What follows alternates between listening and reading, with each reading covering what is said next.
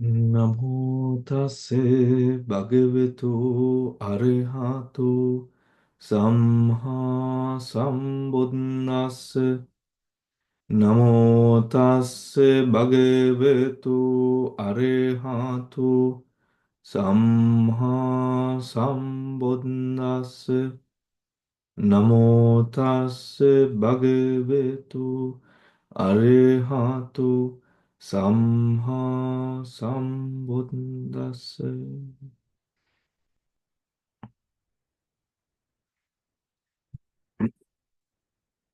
Thero Saranai to everyone. Good evening.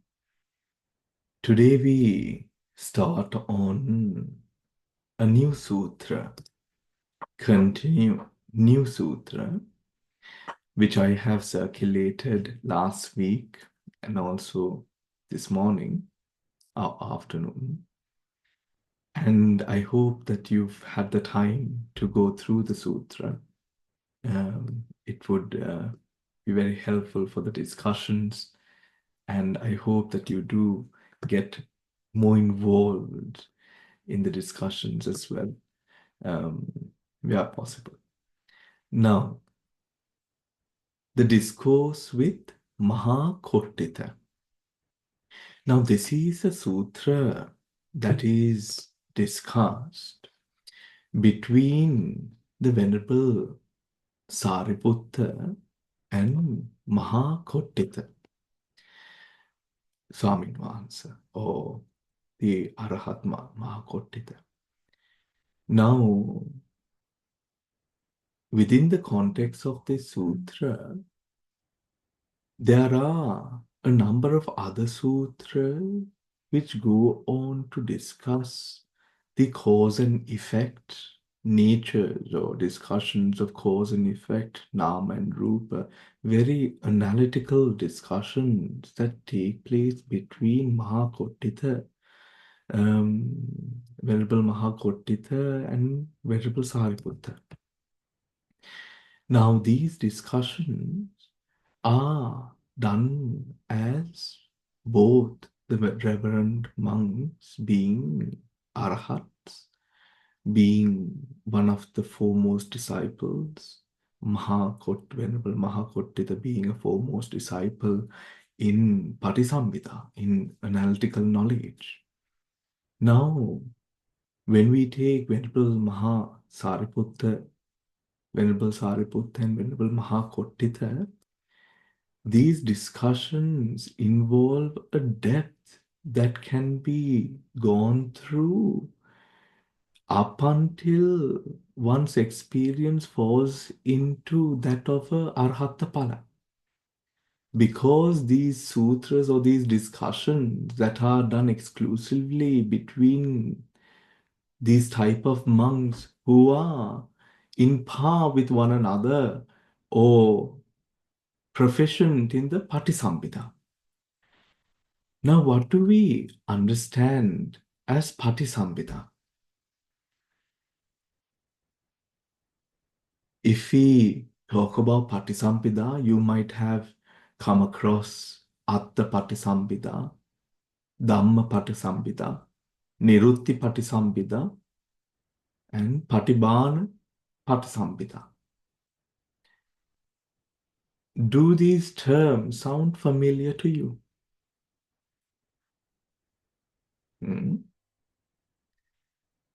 Do these terms sound familiar to you, anyone? No, Bhante.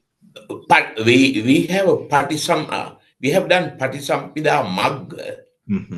That's one of the collection of Sutta. So the Patisampida Mag is actually more of early phase of the Abhidhamma. It contains all the 72 jnanas of Buddha and details of basic elements of Buddhism. Analytical knowledge. Analytical knowledge, yes. It contains a depth of insight concerning insight, Dhamsire. The Patisambhida Magga goes into the analytical depth of insight, Okay, the yeah, analytical knowledge concerning those hallmarks of insight cultivation, which we yeah, understand to be then the insight knowledges. yeah, yeah. Insight knowledges. Now, but let us not go so far. But if we are to focus on Atta Patisambhida, Dhamma Patisambhida, Nirutti Patisambhida, and Patapana Patisambhida, I'm sure some of you have come across this term. How about the others? Then, hmm? Patisambhida. Bante, excuse me. The Oh, Patisamhita Jnana I have heard of. okay. Okay. Okay. Yes. Sujata Patisambhida Jnana. Yes, in there something, I think I came across the in reading something. Buddha Jnana, the collection of Buddha Jnanas. Yes. Oh, Devika. Yes, Sujata. Okay, thank you, Bante.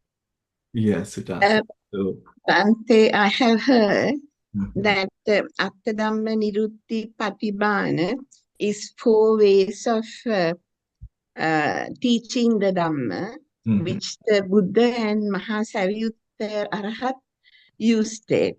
mhm, Artha is where you can say stories mhm, that elicit the deeper meaning, mhm, and the Dhamma, actual Dhamma. mhm, And Nirutti, I know there's Nirutti and Patibhana is the same, like the 4 ways of discussing the Dhamma. So one understands it mhm, better. mhm. Okay.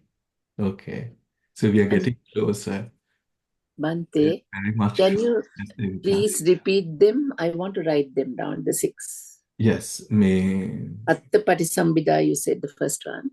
Atta Patisambhida, Dhamma Patisambhida, Nirutti Yeah. Patisambhida, and Patibhana Patisambhida. Now, when we refer to the Patisambhida, we know a very familiar term where the usage of the Patisambhida comes in is the Patisambhida Labi. Patisambhida Labi, which is when we refer to monks such as Venerable Sariputta, Venerable Moggallana, the Asu Mahashravakas, the Patisambhida Labi Mahasangha.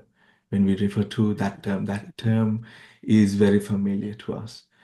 Now, when we go along that word, we come to the specifications of how we reach to a state of Patisambhida that I remember at a previous class mentioned to you as well. How the learning of Abhidhamma, the discussion of Abhidhamma, the analytical way of discerning Dhammas that we are now learning, how that is helpful in cultivating a deeper prajna leading to Patisambhida. And if you do remember, we spoke as such with regards to our Abhidhamma learning being a footpath leading to Patisambhida. So when we have these 4 classifications of Patisambhida, now Maha Kotthita, Venerable Maha Kotthita and Venerable Sariputta are both proficient, fluent, and named as Shravakas by the Buddha to be foremost in Patisambhida.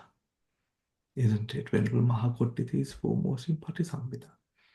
Now, this Patisambhida jnana, this Patisambhida knowledge, when we refer to as Atta Patisambhida, now the translation of Atta Patisambhida is when you have whatever Dhamma, whatever object, Atta Patisambhida, you know its true meaning, you know its true way of consistency. ඒ කියන්නේ උපාදටිටි භංග අවස්ථාවේ පවතින අවස්ථාවේ මේ ධර්මය ධර්මයේ පවතින සැබෑ ආකාරයෙන් දකින්න පුළුවන්කම.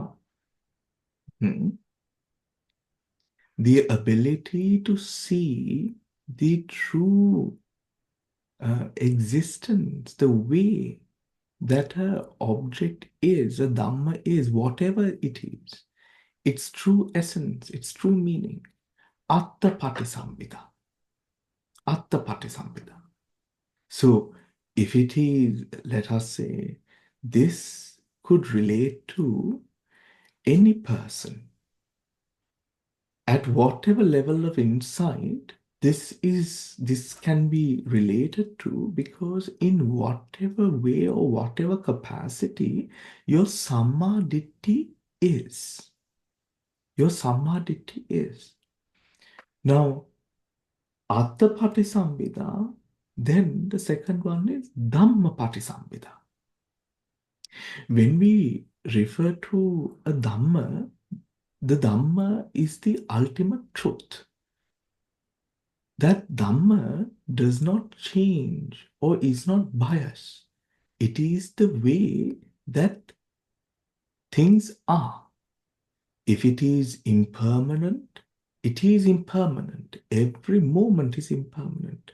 Just so for anicca, dukkha, anatta. So the Dhamma is ultimate reality. As it is, knowing the ability of the analytical knowledge of whatever Dhamma which is present there. The ability that this person has, allows for knowing, penetrative knowing, vipassana, in order to know this object fully in terms of the Dhamma that it is. When we go through Patisambhida, you could very quickly also relate to the Mula Pariyaya Sutra, where the Mula Pariyaya Sutra defines how an ordinary person's perception works. In the Mula Pariyaya Sutra, just as a Arahata is able to directly know what the object is, there is no confusion, there is no illusion, there is no mud in the eyes that is allowing the object to be or appear in a tainted manner. Because of that, the Arahat is able to know the object as it is. Just so the Patisambhida allows or is the ability of insightful knowing where the object is fully known as it is.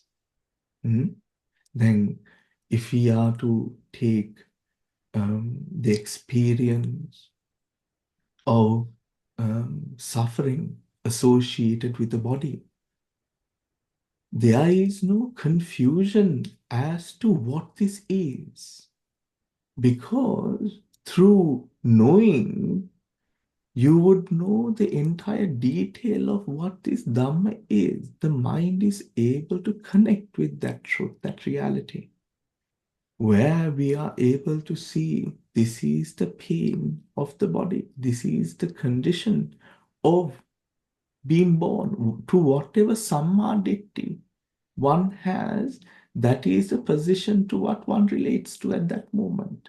When that experience is gone through, is in the present. Nirutti Patisambhida. Nirutti Patisambhida relates to the word Nirutti. What is the word per se?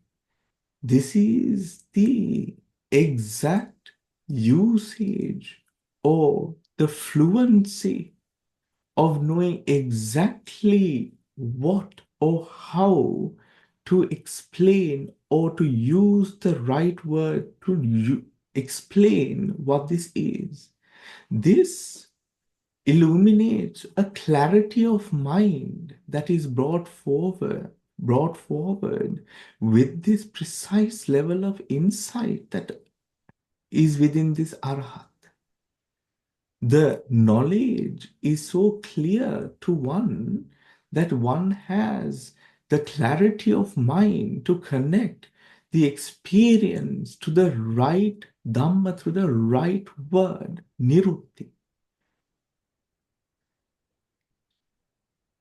When I first heard this, I had a question mark in my mind as to why that was so important. Do you have that question mark arising? Because Nirutti Patisambhida is Nirutti Patisambhida is Nirutti is the word. Then if it is Pali, the clarity of the word, then skandhya kiyanuta, what is a skandha? How is the word skandha positioned in the Dhamma?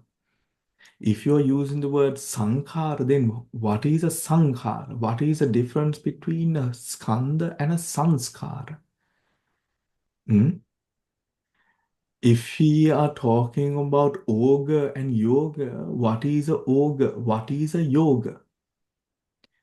If we are talking about the difference between pina and kusala, then what is a pina? What is a kusala? The clarity of mind that exists within this being is so clear as to the being knows directly, is able to know what that Dhamma is with the right Nirutti, which displays or illuminates upon a clarity within his being's mind, able to directly Atta Patisambhida, Dhamma Patisambhida, Nirutti Patisambhida. Nirutti Patisambhida. Then Patibhana Patisambhida. Patisambhida is the analytical knowledge of ready wit. Now, what is ready wit? Patibhana Patisambhida. Patibhana Patisambhida, when one knows, directly is able to know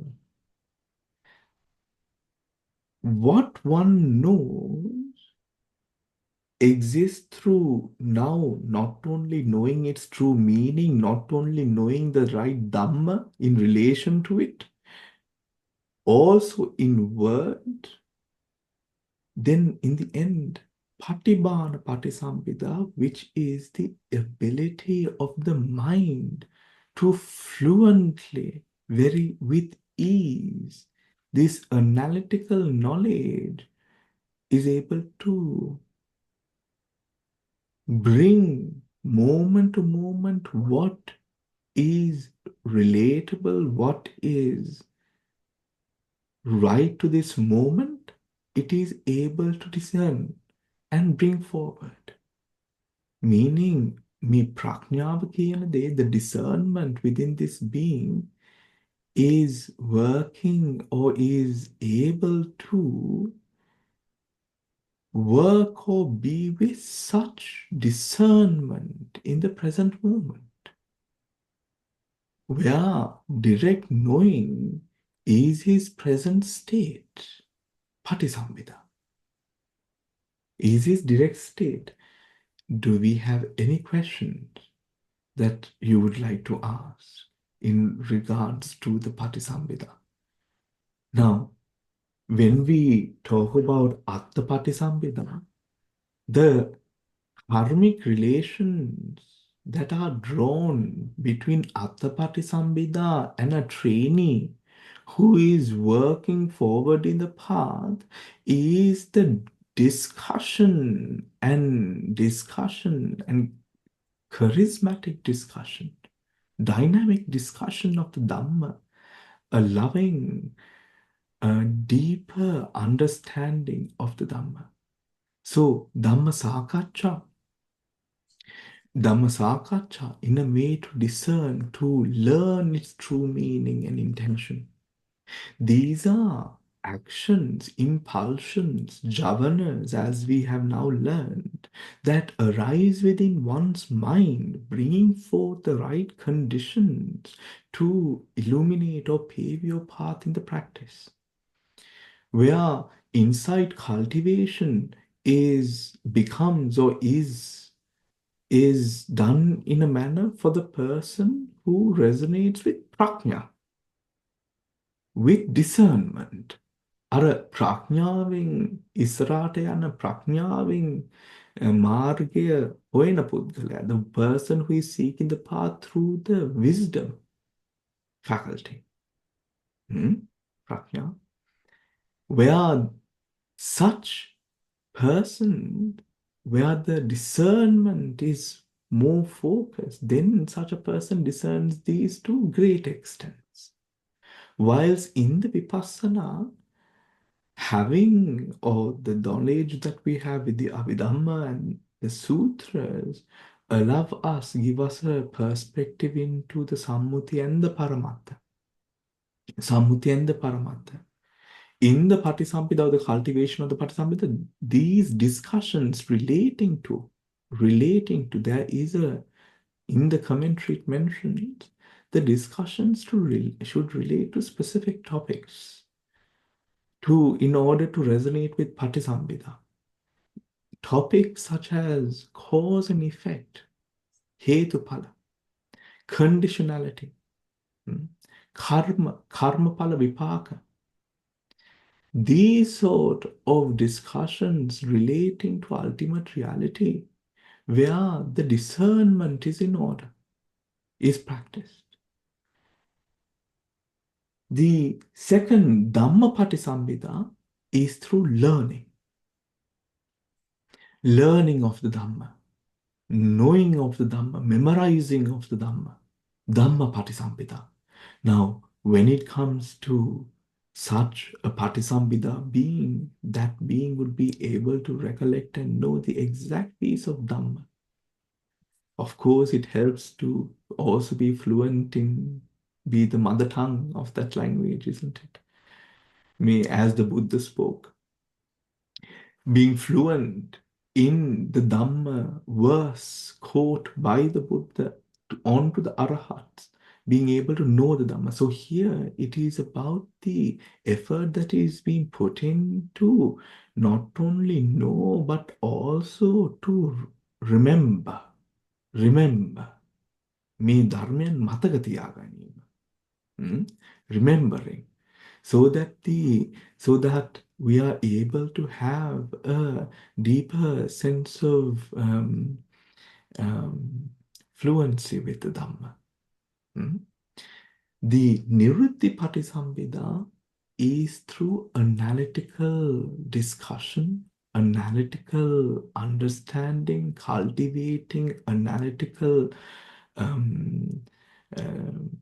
needs to know, volitions to know, to discern through wisdom, such type of efforts leading to Nirutti Patisambhida. Now, when it comes to the discernment of Dhammas, or even in what we learn through the Abhidhamma, as we approach sutras, I understand that a lot of you might already be feeling such a difference when we look at the sutra that we might have gone through, but now with the Abhidhamma also in the mind. In the same way, this Abhidhamma and the sutras together gives us this ability to relate to both the Sammuti and the Paramattha, the ultimate reality. The Patibhana Patisambhida is in cultivating, bringing the Dhamma moment to moment, working with the Dhamma, talking the Dhamma through Kaya Vacha Kriya, where we are able to bring into the present moment, into our discussions, in being with the Dhamma, which is when we talk or when we have conversations, we are able to use the Dhamma or in our daily actions, in what we do, in bringing or seeing Dhamma in those activities and positions as well. Hmm? If with the Vipassana cultivation, if one is doing these forward, of course, going on the wisdom attribute, where we understand beings such as most venerable now in Adidhamma Swami Mahansa was a monk who did a lot of discernment in terms of prajna, in discerning the conditionality of what was at present. And now in Swami Mahansa, as I have also mentioned before, was one of the few disciples of Pauksyadu who was able to go through the Patthana meditation technique, which involves a lot of investigative or prajna discernment in order to discern the conditioned. Now, this Patisambhida, with this Patisambhida, these two venerable monks are coming together to discuss a piece of Dhamma, a area of Dhamma that is concerning what is the holy life and what is not the holy life. What is the holy life and what is not the holy life? Let us read the sutra. Did you read the sutra on your own? කියවලා දාවේ. Yes, Bante.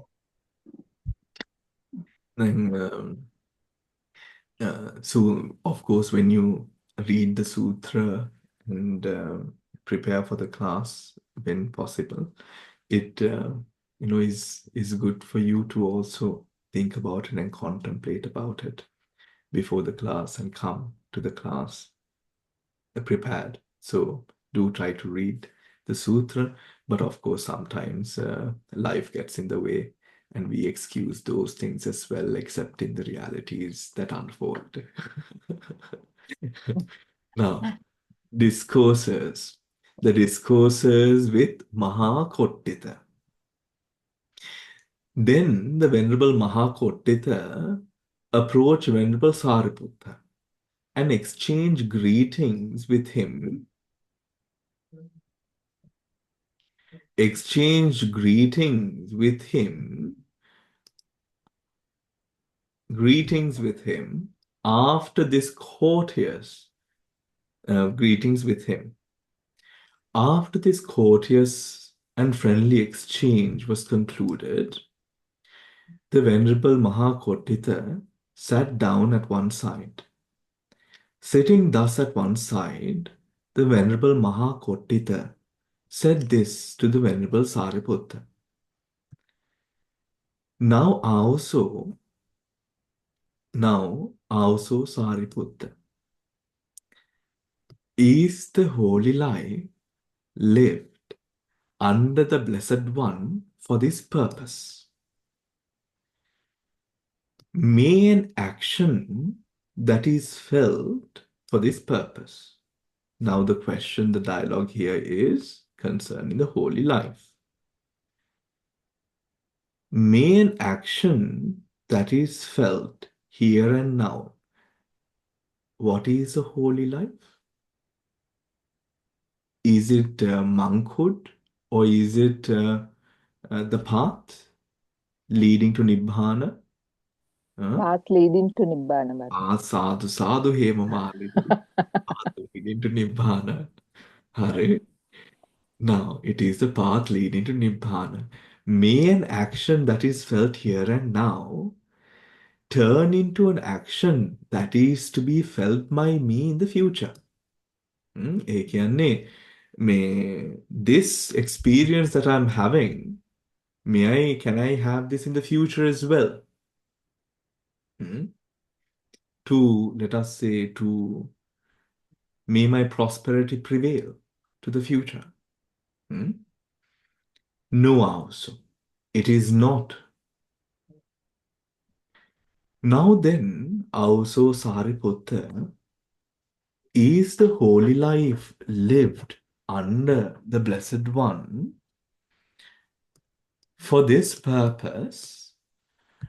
May an action that is to be felt in a future life turn into an action that is felt by me here and now.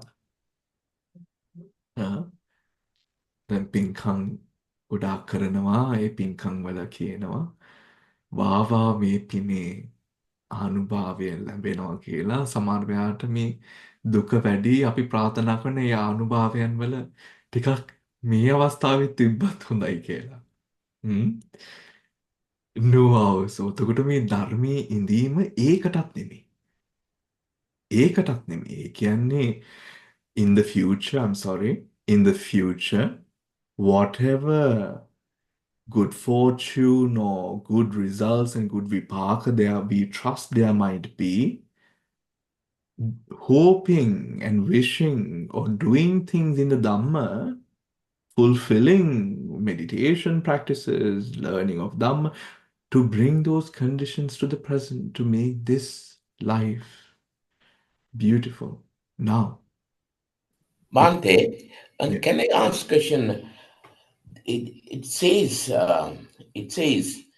may an action that is felt here and there, Yeah. felt here, that means experience here and there, Yes.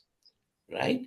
So that means whatever you experience in here, can it be repeated in the future life? ධම්සලේ. Yeah. මේ අවස්ථාවේ තියෙන වේදනාව. Yeah, may I start in Vedana? Because of the contact that arises, the Vedana that follows, the clinging that arises to that sensation, that Sukha Vedana or Dukkha Vedana. Yeah. May this Sukha Vedana be experienced by me in the future. May I have this same Sukha Vedana, and this Vedana can be seen as a Prajnapti. A Prajnapti. You might be relating to this Sukha Vedana through, let us say, comfort or whatever it is, whatever experiences that you might be clinging on to. It might be seen as a Prajnapti as well.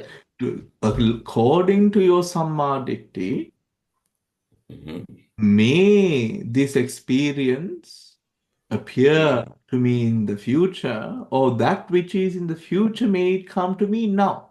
Now, yeah, okay. May it come to me now.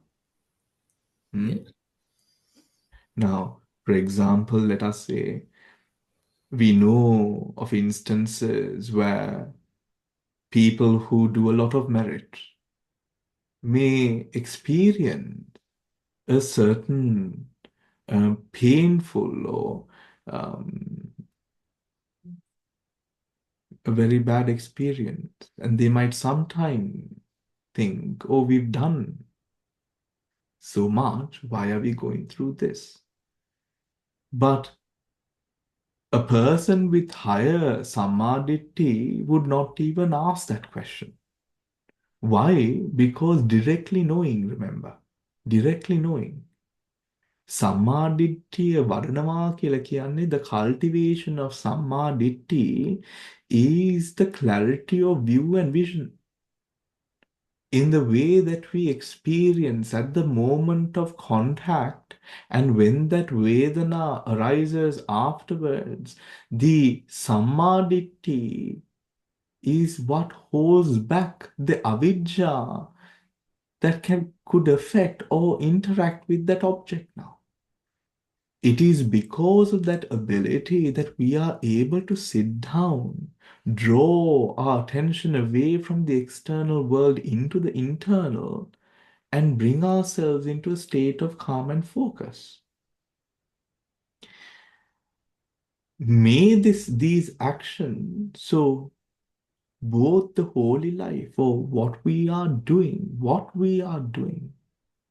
each and every one of us in our own way, or maybe in the same way, in certain ways, we are trying to do or reach Nibbana, then in this path, we are not fulfilling this path in accordance with the right Sammaditthi. It is not here, what is felt here and now turn into an action that is felt by me in the future life.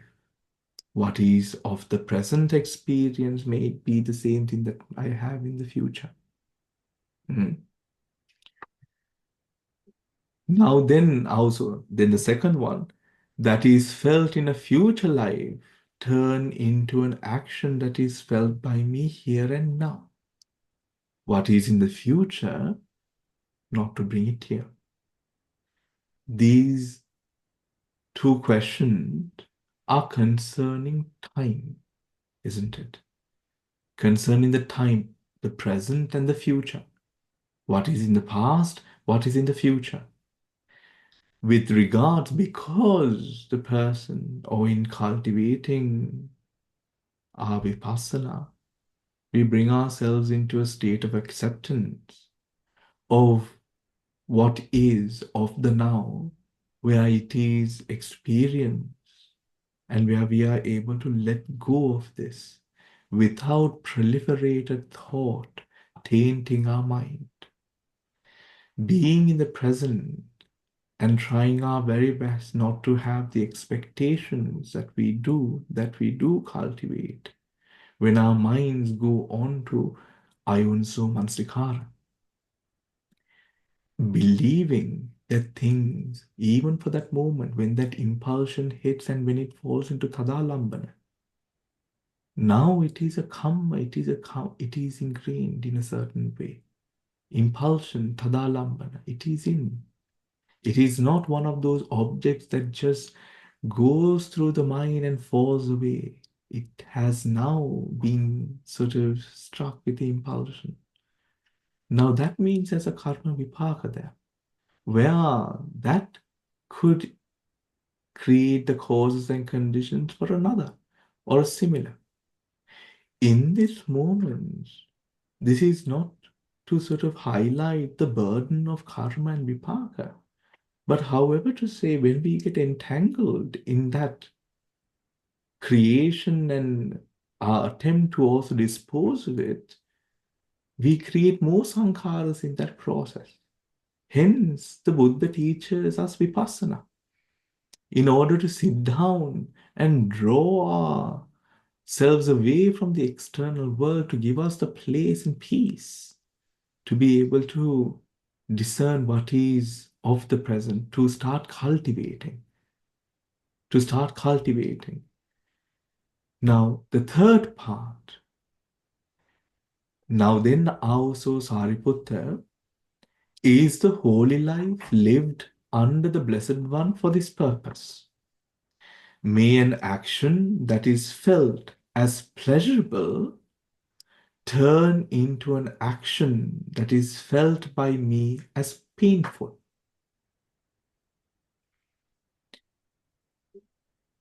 May an action that is felt as painful turn into an action that is felt by me as pleasurable. Now, what does this mean? In relation to, now it is talking in relation to Vedana, isn't it? In relation to Vedana. When it is talking about pleasurable action turning into an action that is felt by me as painful, how do we experience that? What do you think?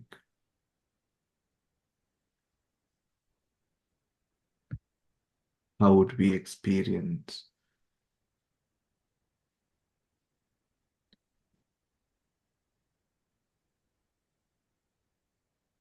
a moment of that sort? Yeah.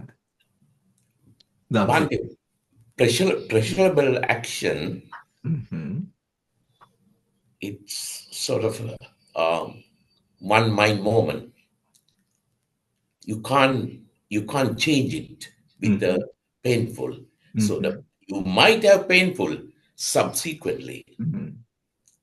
So that means there's no way that you replace your pleasurable Mm. with painful, or painful with pleasurable. Mm. So the feeling is something unique, Mm. right? And sort of a consecutive. You have series of feelings, Mm. but it's one feeling is over. උදාහරණයක් දෙන්න දම්සිරි අපිට. Sorry. Give us an example.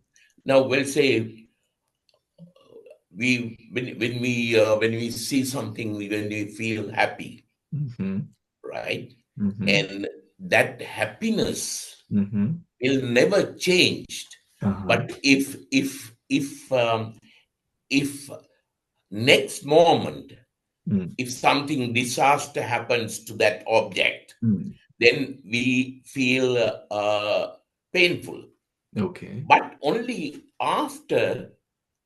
It's a sequence. Yes. It's a sort of subsequent. So Yes. the original pleasure Mm. cannot be changed once you felt it, Mm. right? Can I With- give you an example, Damsiri? Oh yeah, yeah. Devika, කියන්න. What were you going to say? I was going to say, Uh-huh. nothing stays forever. You can have a pleasurable feeling for that moment, and it doesn't stay forever. And subsequently, when that is gone and you still crave for that, you feel the painful feeling. Mm. And that again, nothing stays forever, Bante. Mm. Like pleasure and pain, Mm. both subsequently goes away. You No. can have a pleasurable feeling now, Mm. and if you can't get what you want, it can turn into a painful feeling, and that also will last for some time. And when you know you can't get it, that will go away as well. That's When- what I thought. Sure, of course. If we may say, Dil, oh, Bante, I was thinking now when this particular sentence, the number 3 you're talking about, mere an action that is felt as pleasurable, Mm. turn into an action that is felt by me as painful. And he says, no, it can't be. But it is not for that. that is not so. But not see, Bante, before you practice and before you know, say when you see your children or the food you like, right? That action, when you see of something you like or don't like, right? It's might be pleasurable, but when subsequently, when you keep on practicing and when you realize that these particular things that you see or taste or feel are pleasurable, when you realize that really that kama chanda, that attraction and that craving call, then it can be felt to you as painful the next time, the second time, the same food that you would have eaten, say 2 or 3 chocolates or whatever you want. When awareness comes, you say, no, I don't want this. So you can have the same action if your intuition and your wisdom grows. Something that is pleasurable when the children come and hang on you think it's not, but later on when you can then you can say, no, actually I don't want this because this. Let me put this into focus a little bit. Put this into. Now I can understand that you related to the sutra turning a pleasurable action by me, pleasurable into painful and painful into pleasurable. We know at the moment that it arises, when we take the present moment, within the present, what Vedana arises, it does not morph into something else. That is generally known and agreed upon through the teachings and discussions that we've had. So that Vedana does not change. However, let us approach this in a different manner, right? Now, what this sutra is saying, why I should have put this into context. The setting is such. You have two people from successful backgrounds, having had all the pleasures in the world, having had all of those, we know all of the stories with the sutras that we've learned. Venerable Sariputra and Venerable Maha Kotthita are from similar backgrounds. They have lived their life and lived pleasures and all of that, and they have then come into the Dhamma at a time where the Buddha, a teacher that is most gloriful, is present. Both of them are arahats. Both of them are not only arahats but patisambhidalabhi, with the analytical knowledge. They have let gone, if something can be let gone of, they have let gone of it, they have thrown the pot away. And if someone is to ask these monks of such reverence a question of the Dhamma, they are able to answer because they know it, they are the embodiment of it. Every hair that stands on their body is Dhamma. To such efficacy, they know the Dhamma because they live it, and their minds are such that they go into analytical knowing of Dhamma. Now imagine, this is not you and me. Imagine this sutra, this discussion between these two beautiful arhatas. Now they are saying, having gone through merit making in the past, having gone through family life and doing all of that, they're coming into the Dhamma, having come into the Dhamma, and because of their analytical knowledge, they also know what they have done in the past to come into the Dhamma. And through their insight and knowing and embracing and embodying the Dhamma, through their Arahat and Patisambhida statuses, they are beings who have absolutely let gone. Such two beings are saying, having touched and tasted Nibbana in its purest form, such two beings are discussing this. These beings are saying, the first one, let's keep on the third one. The third one, imagine, when a person comes into the Dhamma whilst going through a painful experience, let us say loss of a child, a person comes into the Dhamma. Of course, it is fair and reasonable within our sammuti and what we know, for because this mother had that suffering, the mother comes to find peace through the teachings, right? However, now the mother is practicing to get rid of this suffering, associated, hoping that this practice would turn her misery and pain, her inability to sleep, her stresses, her whatever pain that she is going through, grief that she is going through, to make it better.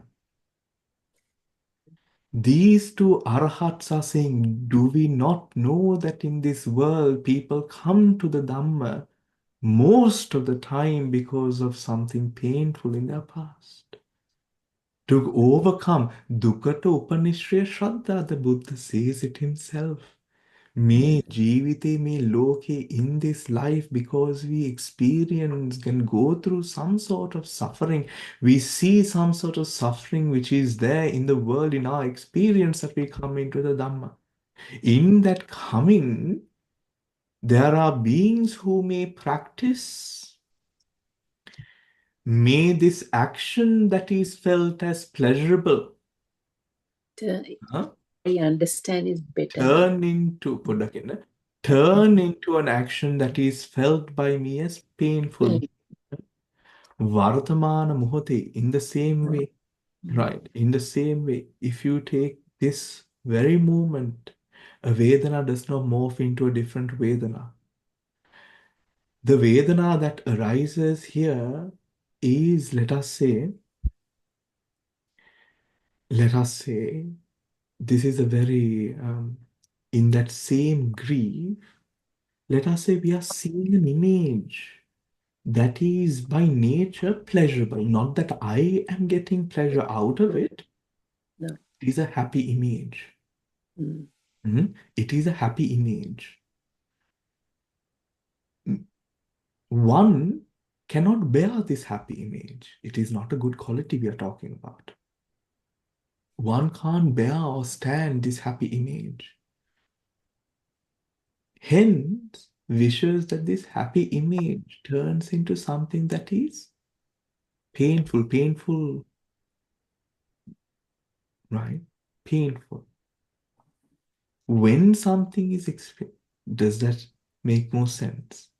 Where, because internal Vedana does not change in the moment of arising, and this internal Vedana, this image that is seen, you're hoping that it changes into something that is painful. Now, although it might be a bit difficult to imagine of certain instances or scenarios, I think it happens more often than not, where people do kusala karma in order to bring about a painful result. This is not what the Dhamma practice is about. Anik පැත්තෙන්, to turn a painful into a pleasant, just like the mother example. Yes. Just like the mother example. In both occasions, the holy life, this path is not for that. The ones before, what are two? What is an example? කියන්න බලන්න. Okay.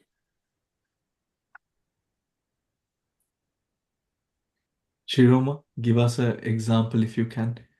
For may an action that is felt here and now turn into an action that is felt by me in the future. So it can't happen, Bante, because of the present moment arising and passing. Yes. And another action in the future will arise and pass as a different action. Yes. So this moment, what arose and passed, can never be the same. Will never arise in the future again with the same conditions. It never happens.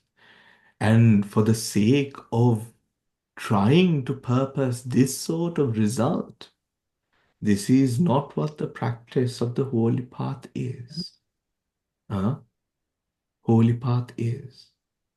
Also, they say, Bante, that everything arises from absolute nothing. Like ශේෂයක් නැති තැනකින් හටගත් දෙය ශේෂයක් නැති තැනට නිරුද්ධ වෙනවා කියලා. අශේෂ විරාග නිරෝධ අශේෂ නිරෝධය කරනකොට.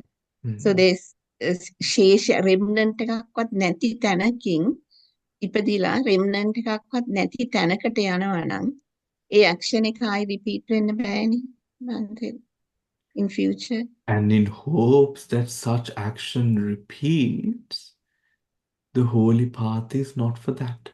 Because that action, of course, on the other side, that action does not happen.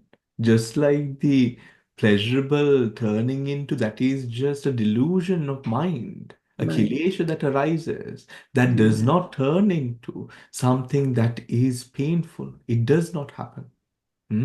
To turn pleasure into pain. Also, if we look at it like for the rising of a painful feeling, there are certain causes that gives rise to the painful feeling. The causes cease and the painful feeling ceases. So a fresh set of causes have to arise for the pleasurable feeling.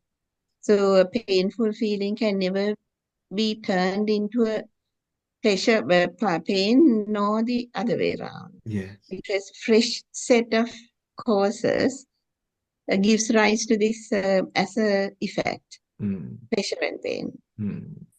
Yeah, that means like contact cause for feeling pleasure or pain is contact. And for cause of contact is also different. So different causes cause contact, which causes feeling, pleasure or pain.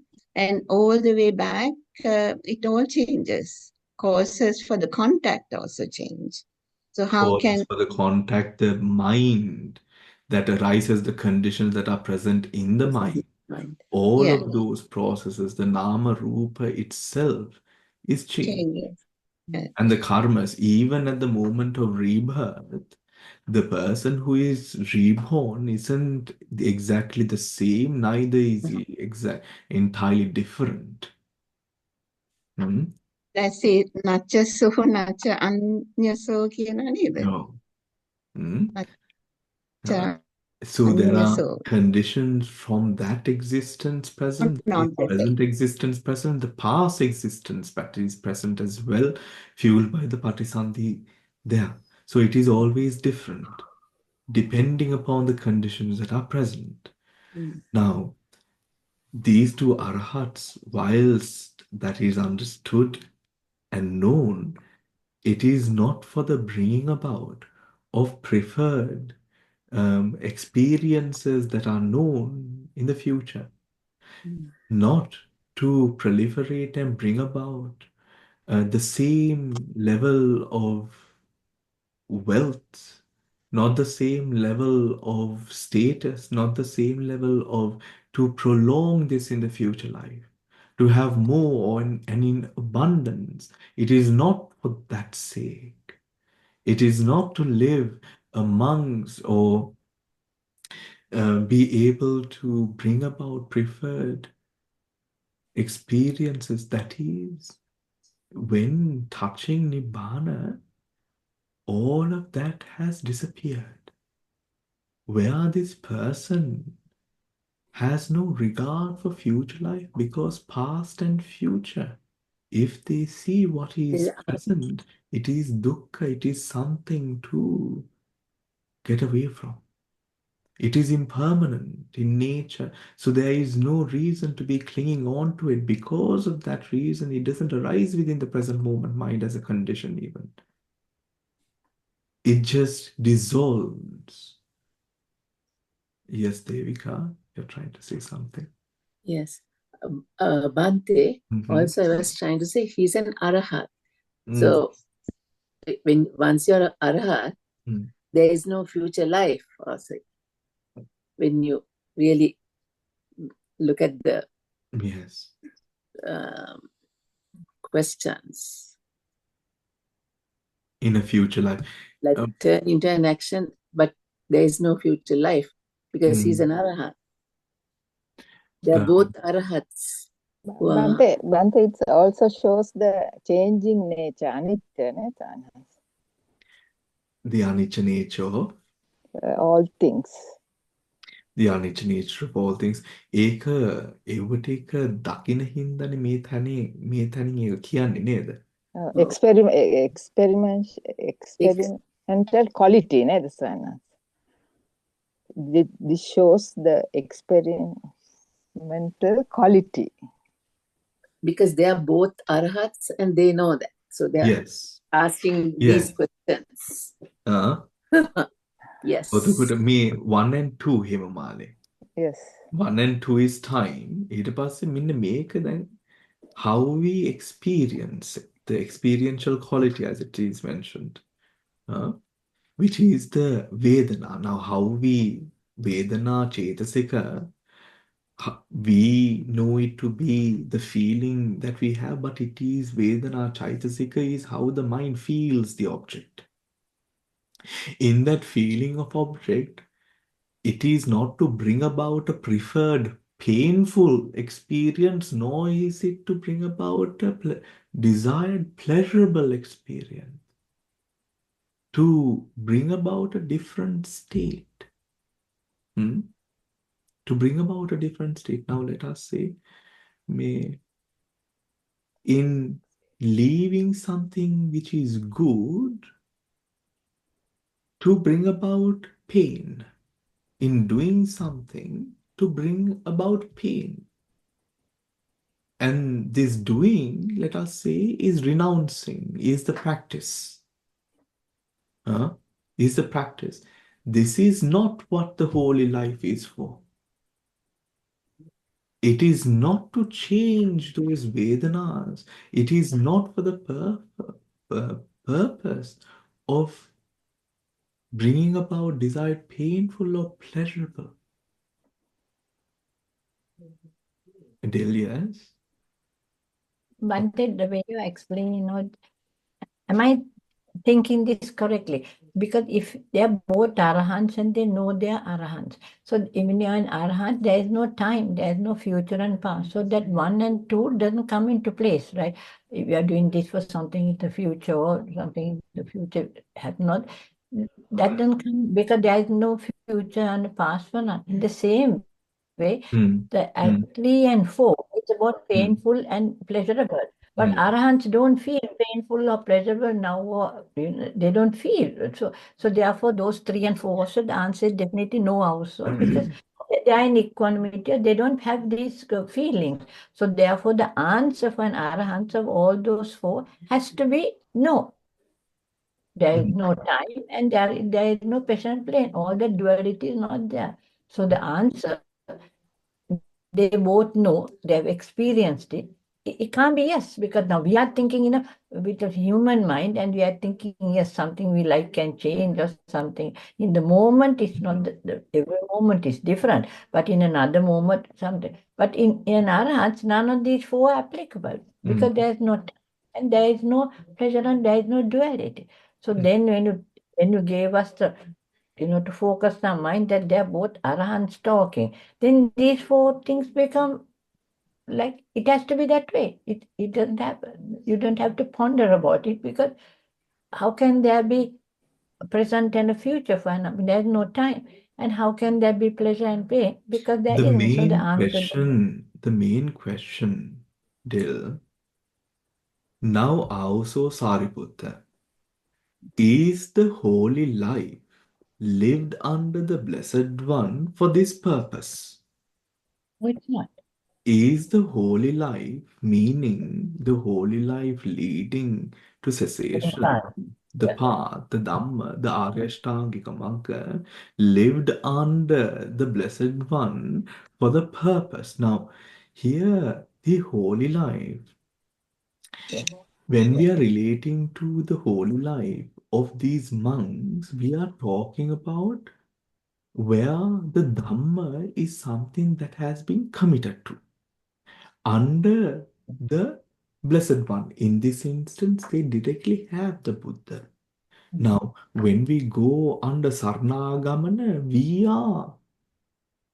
are committing to the Dhamma of the Buddha. That is what Sarnagamana is.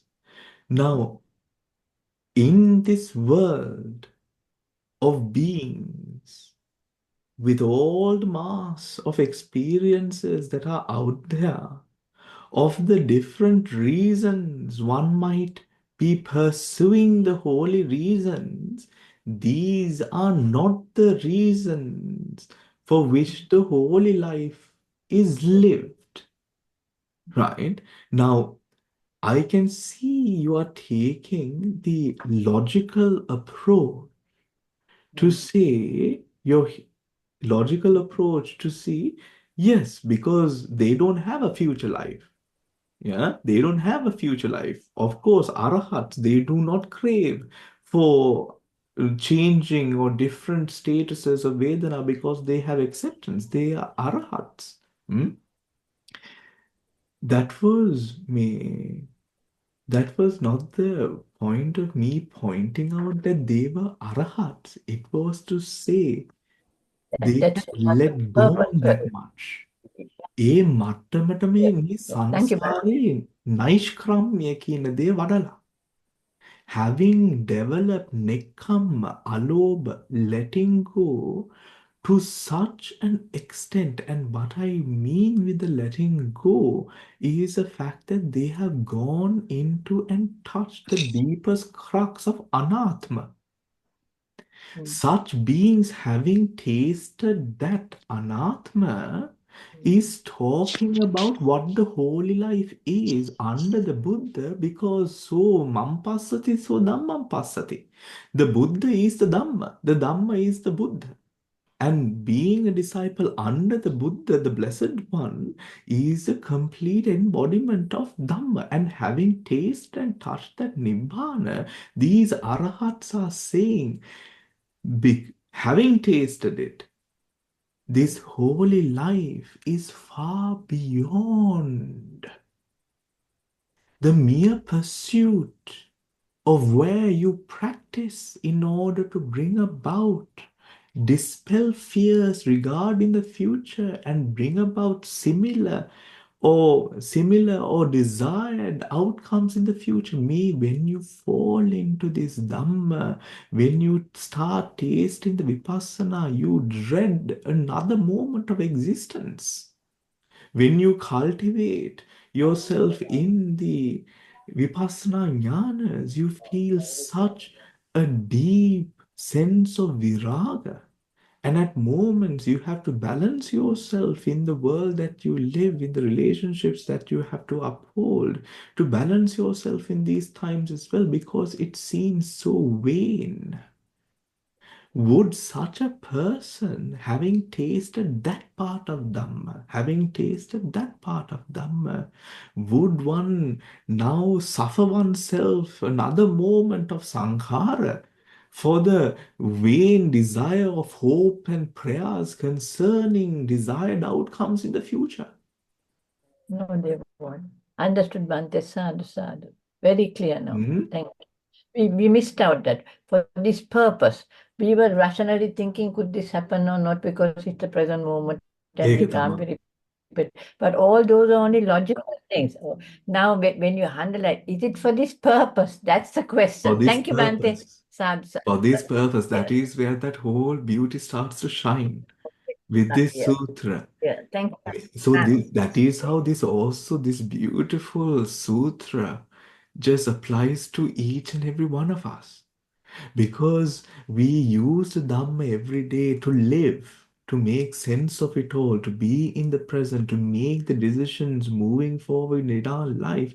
We use the Dhamma and we think to ourselves in using the Dhamma, we exert ourselves, we maneuver ourselves. මොකද එතන attachment එකක් තාම තියෙන. There is an attachment. That is where that difficulty is coming through. Where friction arises, when there is a sankhara, friction arises. So, in a person having touched that beauty of what the teachings hold, such a person lets go of the need. Because why? The beauty of the truth, the samadhi here is so much so that the person is not going to even have the thought regarding the future, because the person's mind knows through experience that it is about what is the present, that one fully has exercising control over, nothing else. And it's more like referring to the ultimate truth than the arahats themselves, isn't it? So that everybody who is following the path, this applies to, because this is the ultimate truth. Meka Shiroma, it applies to absolutely everyone. Following the path. Because then Khaling, now we can bring in the logic. Yeah. Now we can bring in the ultimate realities and see what is felt here will not arise to me in the past. These are ways that we have upadana arising for bhavatanha, bhavatanha, bringing about future existence in past. There can be people who come into the Dhamma to prolong their present karmic existence. But the thing is, the Dhamma is so profound. When that person themselves realize what is true suffering, what is anicca dukkha අනාත්ම, ඒ මනුස්සයටත් හිතෙනවා මට තිබ්බේ ප්‍රශ්න, what ප්‍රශ්න were they, මීට වඩා ගිනි ජාලයක් ඇතුලේ නේද මං ඉන්නේ කියන එක. That is the fact that when we realize the truth of what is, this is not a wish that arises to one when one realizes how powerless we all are in a way. When we take life to life, life to life, we create so much of karmic energies that make way and make us flow through samsara. In all of those instances, conditioned. Now, when a person is in a situation, now the place that we are at right now, this place with no hopes for the future, why? Because we know that it is in being in the present. The present is the place that we have to cultivate the mind to get away from this cycle of rebirth, cycle of unsurety, cycle of conditioned madness from the 31 planes of existence, just fluttering through plane to plane, lost. So we bring our attention to the future, to the present, where we see that there is something far more vital. But that Samma Ditti arises through you actually seeing. You have to realize that all the fires in me that I am trying to proliferate in the future, all of the needs and wants that I have, my hopes and aspirations that I have, and things that I am trying to manifest for the future in terms of your births or states or whatnot, it is not from there that we reach our salvation and freedom. It is through the present moment, right now. I received an interesting phone call today, which I would like to tell you about, which I thought felt very well to this point right now. One of the daughters of a devotee of mine, and she reached out to me after a bit of time because their father has passed away, and so discussing some arrangements. Now, and she mentioned, but because she has heard, she's not very much into the Dhamma, but she has heard from somewhere that if the mother's Shraddha, if the children do something for the mother's Shraddha, to increase, they have repaid the debt. Right? Now, this was quite funny to me because she mentioned, Bante, I am so glad I have fulfilled my debt by introducing my mother to you.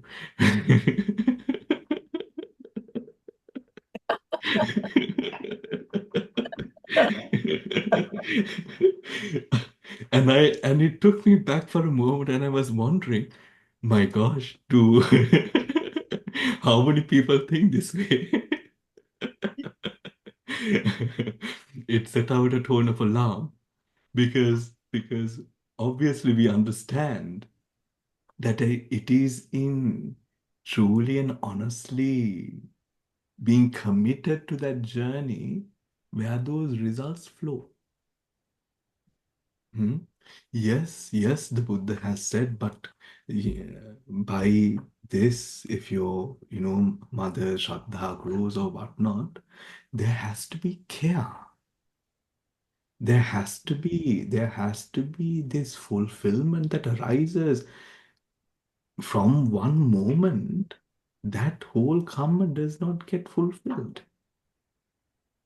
It is through the parents and the care that we put into them that we fulfill that. So, of course, the daughter thinking this was, good on her. However, we know that it is true. It is not just introducing and letting someone else do the job for you.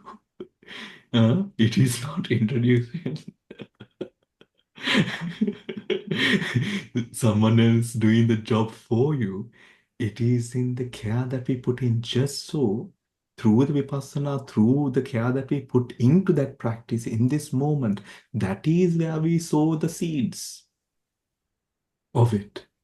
The third one, pleasurable into something that is painful. Turn something painful that is into something pleasurable to get over loss. Hmm?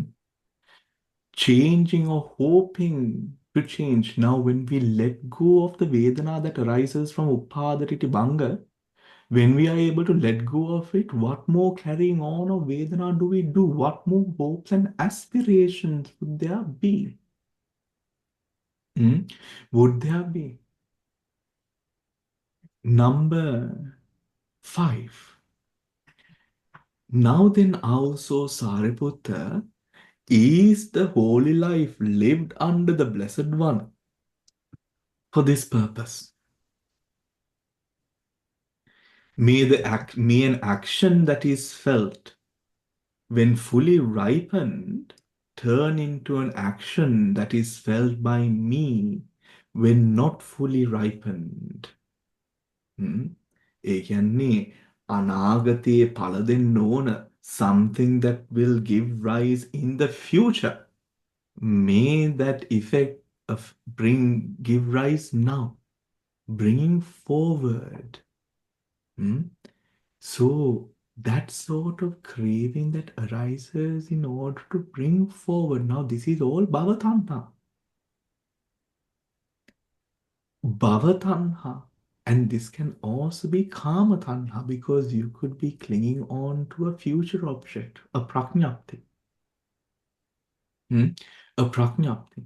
Or one could cultivate meditation, see a state that is in the future, and now try to do things in the present to bring about those experiences faster.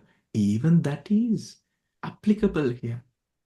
These are insecurities of mind that arises based upon the hindrances, which are a proliferation of mind, occurs through these types of attachment.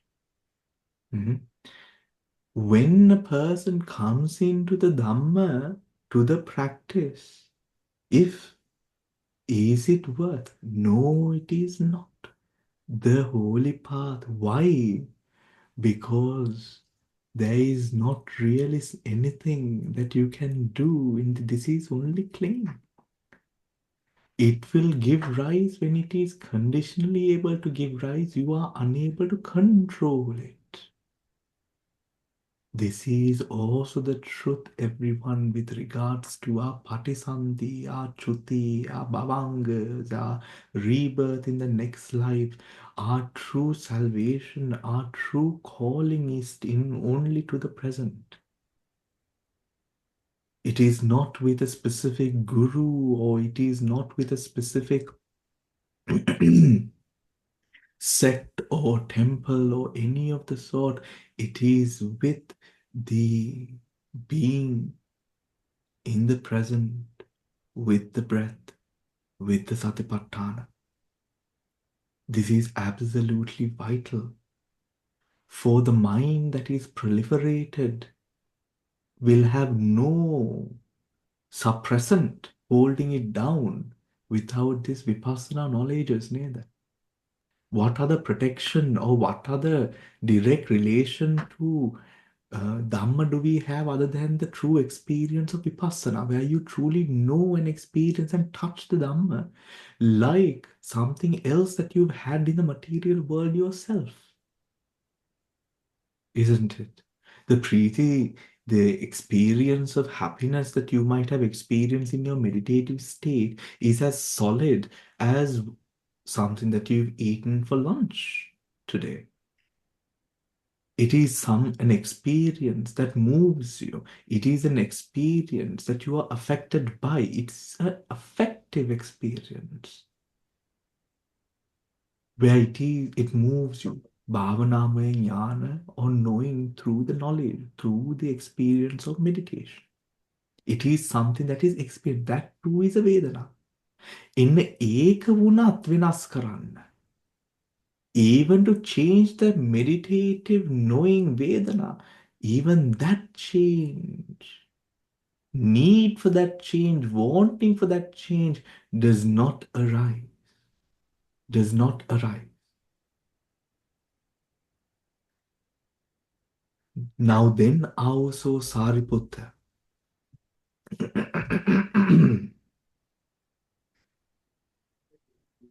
Is the holy life lived under the Blessed One for this purpose? May an action that is felt when not ripened turn into an action that is felt by me when fully ripened. When fully ripened. Now, what does this mean? This is the Karmpala Vipaka. To change or to have a preferred outcome, the one earlier was, may an action that is felt when fully ripened turn into an action that is felt by me when not ripened. ඒ කියන්නේ at a moment when when a particular good karma or a pleasant karma has not bloomed for you, may such a fully ripened karma appear at this state. Appear at this state. What do you understand by that? May an action that is felt when fully ripened turn into an action that is felt by me when not fully ripened. What do you think?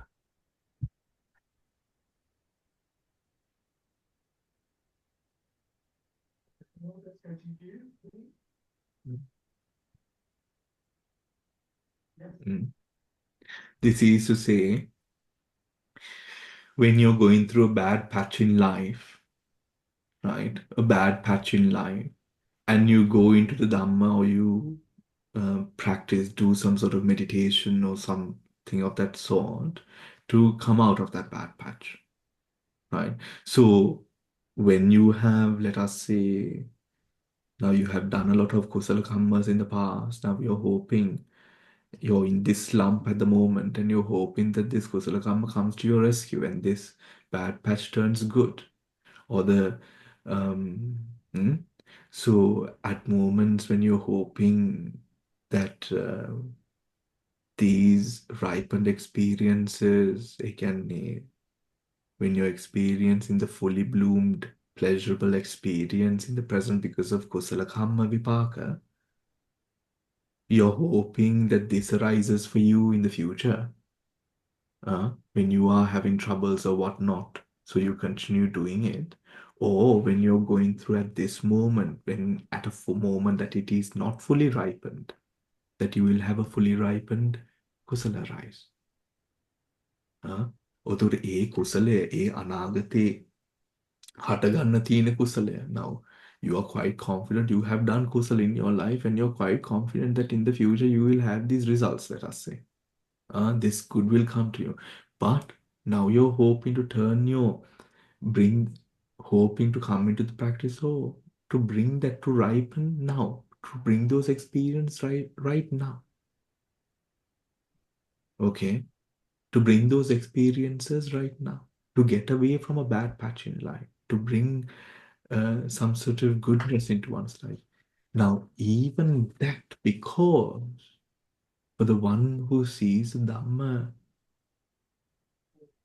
that bad patch, in the same manner as we spoke of earlier, the person does not just run away from the bad patch, the person run away from the past and the future, all hindrances, and works to purify the mind when one sees what is truly real in this present.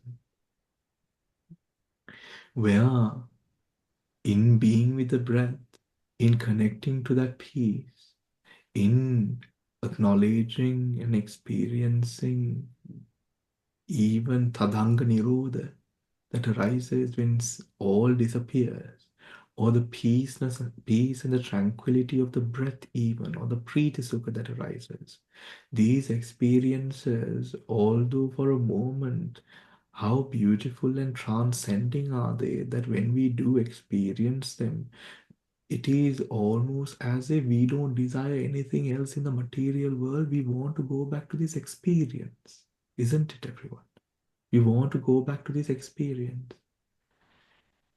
Now, because that is touched, because that is seen, because that is known, a person who is truly in the path understands and realizes for themselves too, in accordance with their samadhi, that that is not what the path is for.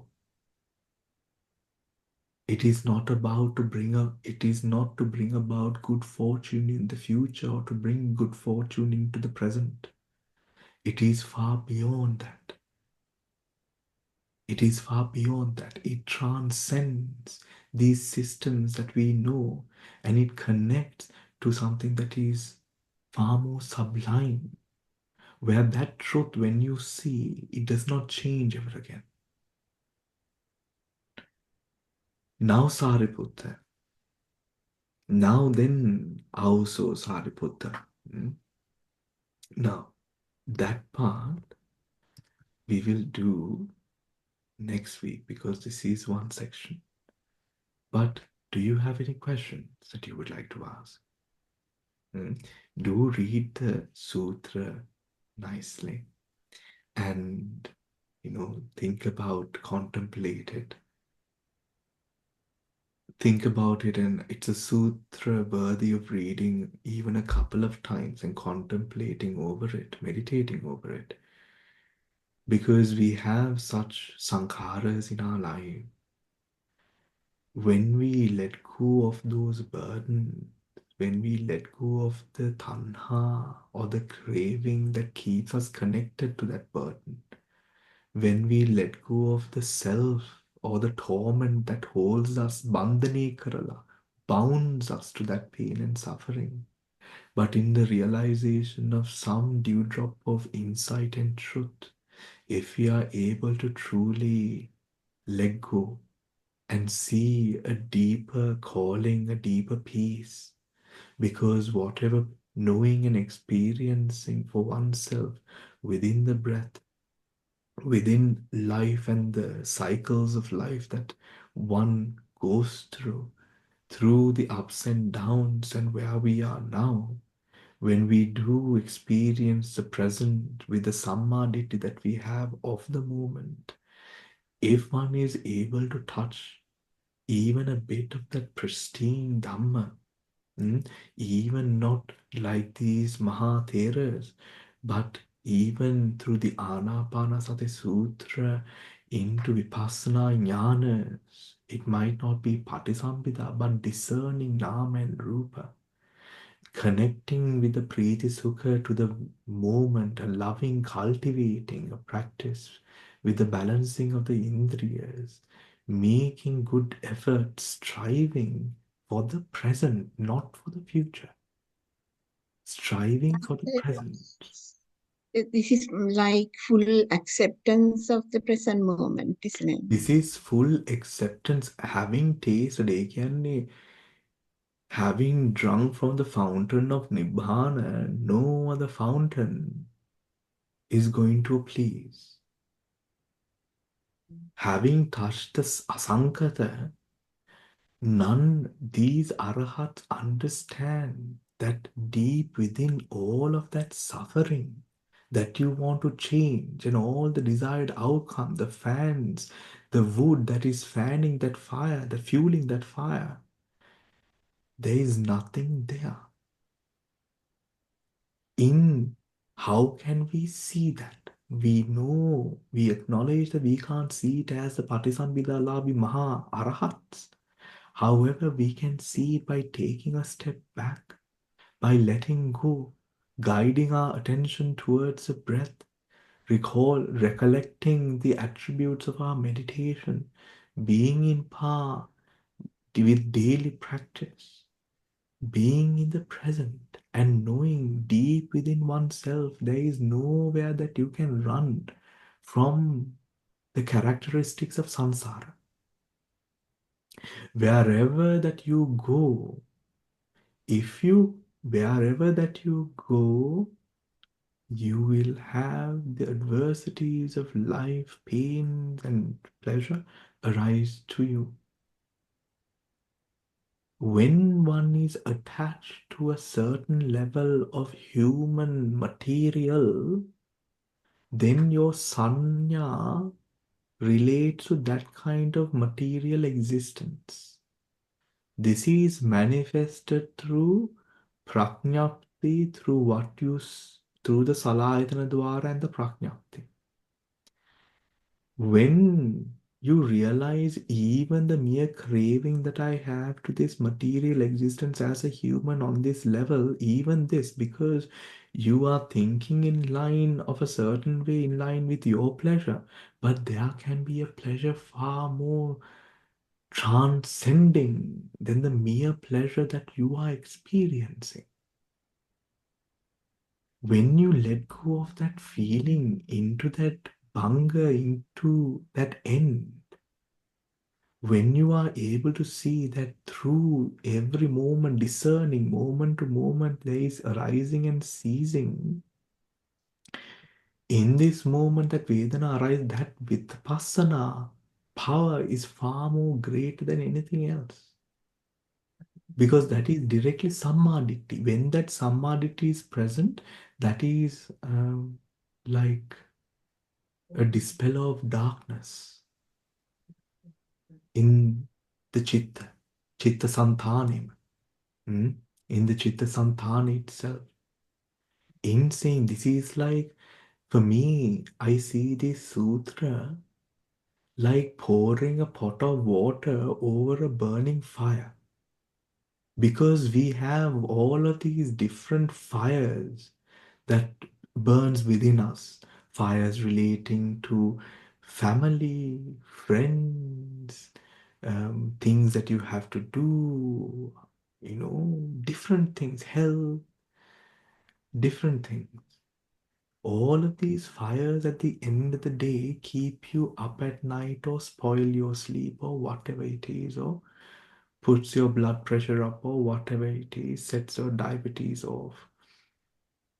Has all of those negative effects on you, makes you weaker in mind and body.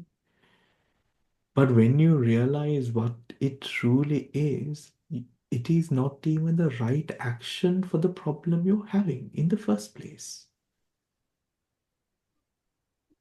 Even if you are having an issue, it is not the right action that is being taken. Even if the issue is solid. But the Arahat, knowing the truth of all of this, and we know the embodiment of metta as well, isn't it? So they are not saying that this suffering is invalid. What they are saying is when you touch that nibbana, when you are relating and connecting to the truest teachings of this Buddha, None of these fires are reasons to live the holy life, because we live the holy life for a far more blessed, supramundane. What is the asankata? That is the ultimate of what the Buddha's teaching is. So none of those fires, all of those fires will be quenched when one sees the value, the gold, the diamond, the most precious, far more precious than any material can hold, experiential liberation through touching what is not in the next moment or not in the next life, touching what is connected to this breath that arises and ceases. So we will continue the rest of the sutra next week, everyone. Okay. There was some. Thank you.